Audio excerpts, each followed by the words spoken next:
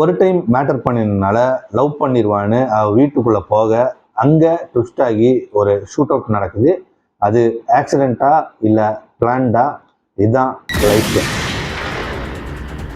இந்த படத்துடைய கதை என்னன்னா, விக்டர் எலினாவை பார்க்கறதுக்காக போறாரு. ஆனால் எலினாவோ மீட் பண்ண இன்ட்ரெஸ்ட் இல்லாமல் ரிஜெக்ட் பண்ணுறாங்க. ஆனால் எலினாக்கே தெரியாமல் விக்டர் வீட்டுக்குள்ளே போக இவங்க 2 பேர்த்துக்கும் முட்டிக்குது. இதில் ஒரு ஷூட் அவுட் நடக்குது. அந்த சத்தத்தை கேட்டு 2 போலீஸ்காரங்க எலினா வீட்டுக்கு வராங்க. டேவிட் சன்ஷோன்னு. இவங்க வந்ததுக்கப்புறம் திரும்பவும் ஒரு ஷூட் அவுட் நடக்குது. இந்த சம்பவத்துக்கு அப்புறம் விக்டர் ஜெயிலுக்கு போயிடுறாரு.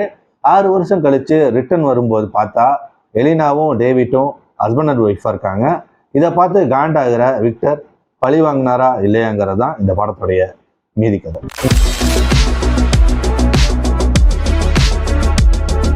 இந்த படம் வந்து 97 வந்தது.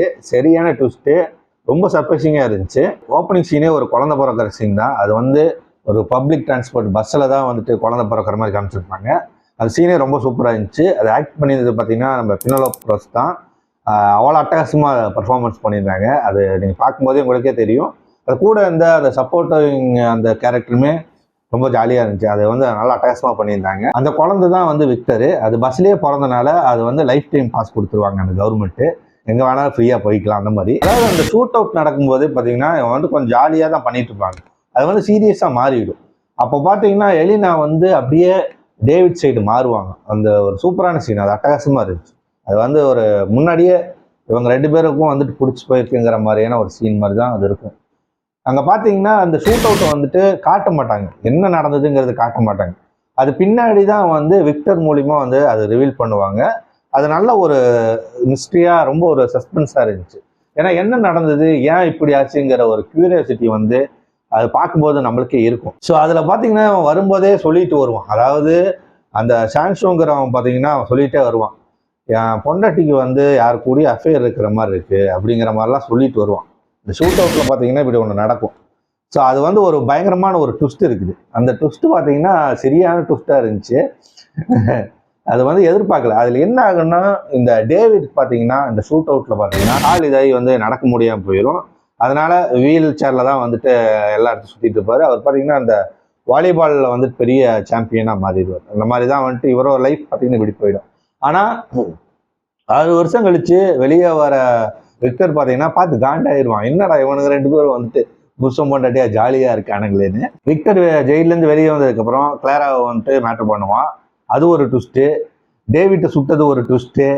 டேவிட்டு எலினா கிட்ட ஒரு ட்விஸ்ட்டு. இந்த மாதிரி வந்துட்டு சரியான ட்விஸ்ட்டாக இருக்குது. அங்கங்கே யார் கூடடா வச்சிருக்கீங்கிற மாதிரியான சீன்கள்லாம் இந்த படத்தில் இருக்குது. ஆனால் வந்துட்டு இது எதுவுமே பார்த்தீங்கன்னா ஒரு வல்கராக இல்லை இந்த படம். அதை வந்துட்டு சொல்லணும். இது வந்து ஒரு எரோட்டிக் டைப்பில் தான் இருக்குது. இது வந்து ரொம்ப சூப்பராக எடுத்திருக்காங்க இந்த படத்தையே. அது வந்து ரொம்ப போர் அடிக்காமல் ஜாலியாக போச்சு. அதுதான் இந்த படத்தில் இருக்கக்கூடிய பெரிய விஷயமே. ரொம்ப சீரியஸாக, அதாவது வந்துட்டு படம் போகிறதே தெரியல, அந்த மாதிரி தான் இருந்தது. இது போக பார்த்தீங்கன்னா சில பல மஜா சீன்ஸ் எல்லாம் இருக்குது. அதுவுமே ஜாலியாக தான் இருந்துச்சு. கடைசியில் பார்த்தீங்கன்னா எலினாவும் விக்டரும் ஒரு மேட்ரு இருக்குது. அதெல்லாம் நல்லாவே இருந்தது. அது வந்து ரொம்ப ஒரு சூப்பரான ஒரு எண்டிங்காகவே இந்த படம் வந்து முடிஞ்சிருக்கு. அதாவது ஓப்பனிங் சீனில் எப்படி அந்த குழந்தை பிறக்கிறத காமிச்சாங்களோ அதே மாதிரி தான் எண்டிங்லேயுமே முடியும். ஸோ அந்த மாதிரி தான் வந்து முடிச்சிருப்பாங்க.